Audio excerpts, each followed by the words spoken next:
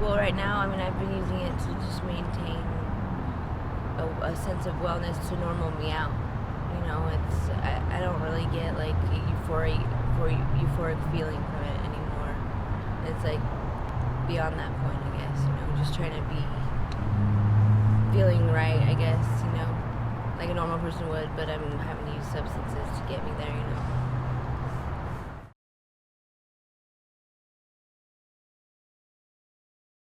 We are back here today in Garden Grove, California with Miranda. And Miranda, it's hard to believe, but it's been 7 months since we first met you. I know, it's been crazy the last 7 months, Yeah. honestly.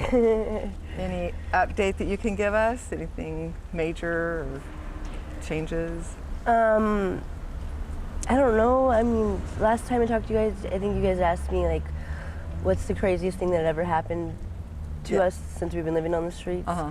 And I don't think that somebody had gotten shot, like probably 2 feet away from us in this little like area that we were living at. I don't think that was in the other interview, but yeah, that definitely was pretty life changing for us and Wow. pretty traumatic, honestly. But everything's been going pretty good other than that, you know. Did the person survive? The person survived barely, yeah. Wow. It was crazy, yeah. There was like blood spray all over us, and it was gnarly. You know what I mean? Like you kind of like think about things like that happening, but not in like Huntington Beach or Yeah. you know, Costa Mesa. Yeah, that's pretty crazy. And then, so last time we met, you were with your boyfriend. You guys have 2 dogs, so you guys Yes. are still together. Yes. And then the last dog was Freya, and you said it was the goddess of love. Yes. And what's this one's name? Arian. Arian. Want to show Arian eating? Unfortunately, Miranda dropped her shake that she just bought, but somebody's gonna eat it. So there's little Arian. And then last time we spoke to you, your current living situation, you said that you had been out here for 3 years. Are you guys like in hotels now? Or are you guys still struggling out here? We're still struggling.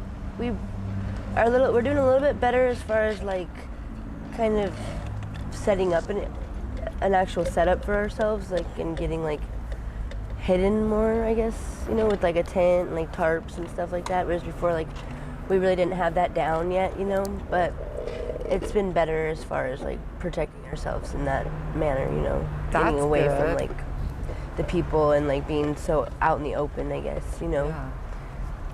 So then you're not in one of those encampments anymore down the street, or No. those? No. Yeah, no. So it seems like those come and go. Like one day they'll be there, and then the next day they're completely gone. So they come by and do sweeps or something.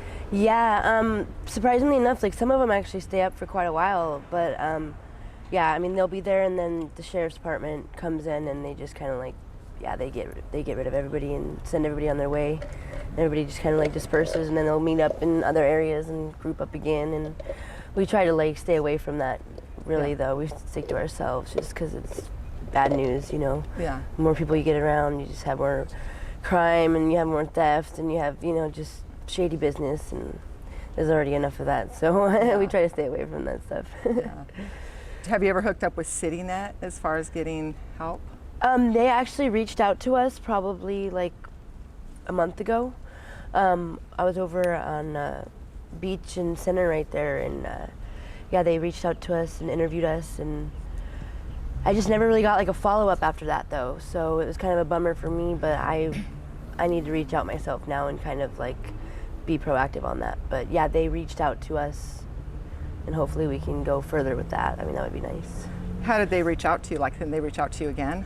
I left my phone number and like ways to get a hold of me. Like I said, I never got any sort of like call out from them, but I'm gonna call them, I guess, you know. I just kind of hope that they would like call me, because I didn't know what the next steps would be. You know, they said that they were gonna have a team worker or whatever reach out to us, caseworker, to help us get housing and shelter and stuff, but they didn't do that. But maybe they're just behind, you know. Do you still have your phone? My phone's around. Hopefully, it's been a crazy couple weeks, so I haven't seen my phone in a couple days, but. I'm telling you, yeah, like my backpack got stolen the other day, and like just we had to like lessen our stuff by like a lot. So it's kind of like my mind got all frazzled. You know what I mean? Yeah. So there went the phone. Possibly. You know what I mean? I lost track of it in between all that happening. So. Yeah. But yeah, I got to get another phone. And then last time you said that you were currently using drugs. Yes. Are drugs still a part of your life? Unfortunately, yes. Yeah. You don't mind me asking, what drugs do you use? I use fentanyl, methamphetamine, and then I smoke weed. I mean, I don't know if weed's considered a drug, but yeah. Yeah. And then when we first started coming out, like I was just telling you, it's just been 13 months now. So at first, you know, it obviously it was pretty hardcore out here, drugs and everything. But now it seems like people are like bent over, they can't even stand up. And now you're seeing with people like big old open sores on their legs. Yeah. So that's new. Yeah, definitely. It's pretty scary actually. It's like, yeah, that the things on the legs. If it gets like out of control, I mean, people can die from it. You know what I mean? Because of infection and sepsis and things like that. And people don't want to go and take care of it. I mean, I know a few people personally that have that on them, and it's like they just kind of, it's like people are constantly like, you need to go to the hospital, you need to go to the doctor, and like looking out for these people and trying to give them advice, and they just kind of seem to like shrug it off or act like it's not really a big deal, you know?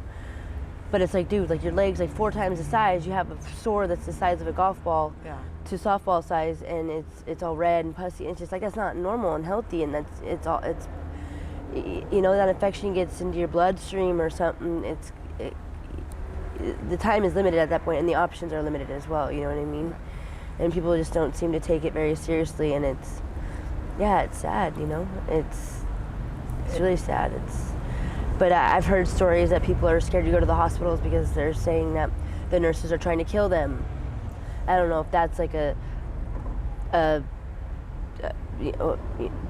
psyche, or you know what I mean, like Yeah. a psychosis kind of thing, where they're like in their own head thinking and overthinking it and tripping out on that, Right. or if it's actually a real thing where like they're really trying to just maybe like get rid of people that way. You know what I mean? But I hope not. I hope not either. That would be really, really sad. But goodness. I mean, I can kind of understand where the fear would be, but at the same time, it's like you got to do something. You know what I mean? Because it's super unhealthy for people. And I've also heard that it's something that's in the dope that's causing people to have the sores. And it's I don't know. It's called like trank dope or something like that. Xylazine. Something, and it's like, yeah, it's bad. It's supposed to be like a tranquilizer of some kind. I'm not sure exactly what kind, but Yeah. it's like, and I guess if you stop using that kind of dope, it helps the healing process. But once you have an infection like that, you have to go and get antibiotics. But Yeah. it's Yeah, gnarly. We saw this guy with this gash on his leg. It was like the size of a dollar bill, like up and down his leg. And then we came back, and there were like 3 fire trucks and an ambulance. There was like 10 people there helping him, right, Bob? There was like a bunch of people, and then they loaded him up and took him away. Wow. And then we came back like 3 days later, and he was back in front of In and Out. right. It was like, my goodness. Yeah, they don't stay. If they do go to the hospital, they don't stay, and it's like you have to stay and go through the Yeah. antibiotic process. Otherwise, it's just Waste not of going to do time. you any good. And if you start antibiotics and you stop, that's really dangerous too, because you can't mess around with antibiotics like that. You know what I mean? Because it's just that's more time, and you have to be really, really like serious about the antibiotic thing. Otherwise, it just messes it up even worse. You know? Yeah. Sad.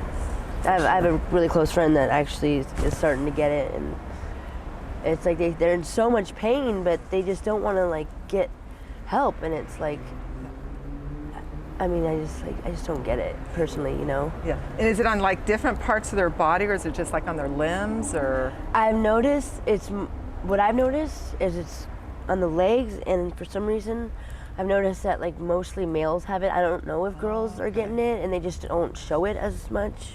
Yeah. You know, because of insecurities, and guys just don't really care. Yeah. But I've just noticed it mostly on men and on the legs.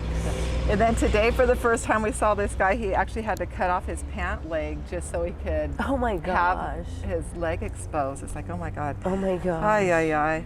Anyways, my goodness. I know, it's like crazy. It That's is where it's like crazy. too far, you know.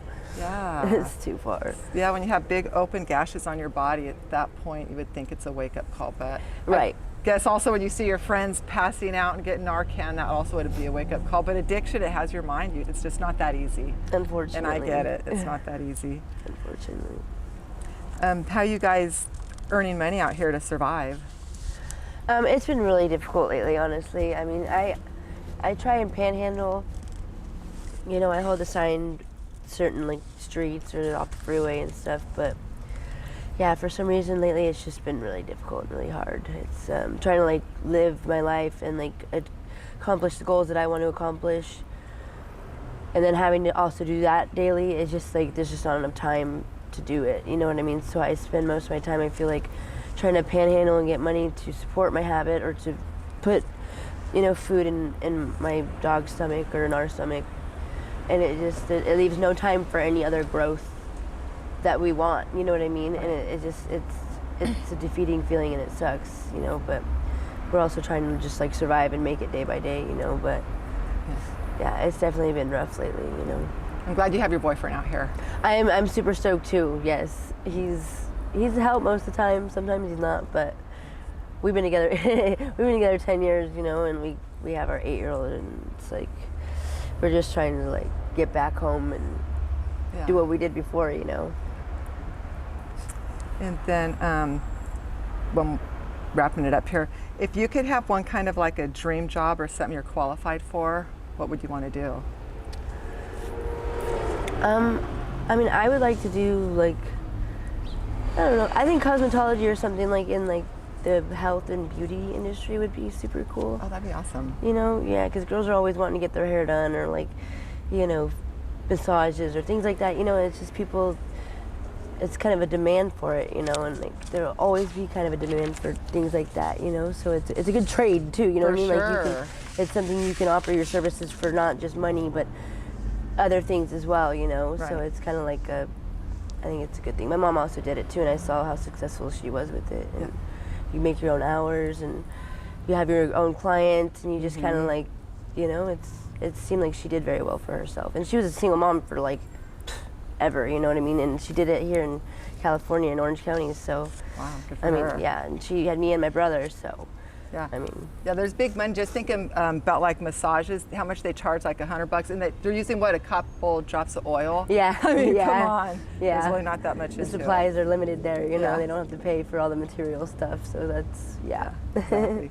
And then, do you by chance have any social media information in case somebody wants to reach out to you, or maybe like a Cash App in case somebody wants to make a donation? Not at the moment. Okay. Oh yeah, the phone got stolen. Yes, I know Okay. it. Yeah, yeah. Okay. And then one last question. Do you just mind if we see your tattoos? Can you tell us about one of your tattoos? Oh yeah, sure. You want me to? Here, I'll just take this. I'll just do this thing. How old were you when you got your first tattoo? I was 18, so I waited until I was able to, you know. I'll tell you guys. My wrist right there says "Mommy's Monster," and I mean it's kind of self-explanatory. I mean, I think my mom, like, you know, I don't know. I was probably pretty crazy for my mom, you know, because she couldn't really handle me, I guess. So I think "Mommy's Monster" is a good tattoo, and it's super important for me because my mom's like no longer with us, and my mom was kind of a crazy woman too, you know. But yeah, it's Sorry, your mom's not here with us. no, it's okay. It's all right. It's life. It happens, you know. Well, it was sure nice to see you again, Miranda. It was nice to see you too. And your hair looks beautiful. We actually saw you last week, and your hair was all styled and fluffy Oh, yeah. and flowing. It's like, oh my God, look, Miranda got her hair done. Thanks. So- I actually think it's just from being out in the sun so much, honestly, because I haven't gotten my hair like dyed in like it's been like at least since I seen you guys last, probably a wow. couple months before even that. Wow, so people would die for those natural highlights. Serious. yeah. Well, take care. Thank It you was nice to see you. guys. Oh, one more last question. Is it Yeah. okay if you use the interview on our YouTube channel? Yeah, of course. Awesome. Thank you. Of course, no problem, you guys. I know, I was like, where do I remember you from? I was like, I remember your face, but I just, you know what I mean? I see so many faces, sometimes it's like, where, you know, so it was cool that you reached out. I appreciate that.